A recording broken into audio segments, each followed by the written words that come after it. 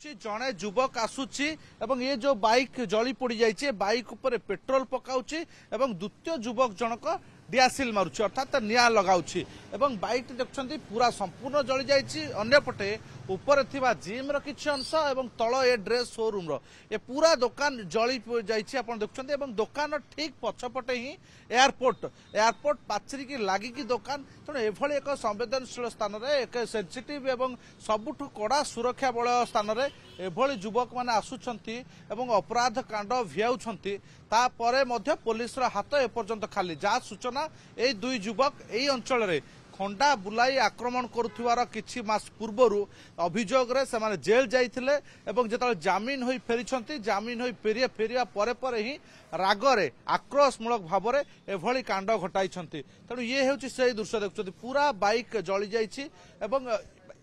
bike T जली जाइए और बाइक पाखे जो शोरूम रही लुगा दुकान ये दुकान को टार्गेट करिसेंती एवं टार्गेट करी ही जाली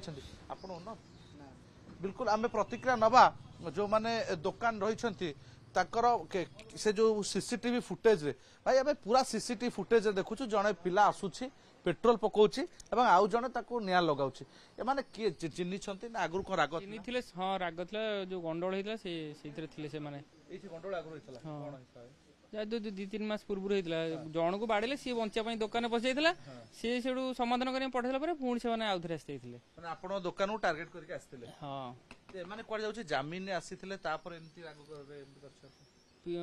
फुटेज तो पाने फुटेज से देखले जाना पड़ियो मु लेट रे आसिली से जामीन रे से गोटे पिला आस्थिला ता भीतर आसी अन्य पिला धरि के हां रात 8:30 पुलिस आसिलानी पुलिस मु देखि मु तो लेट रे आसिली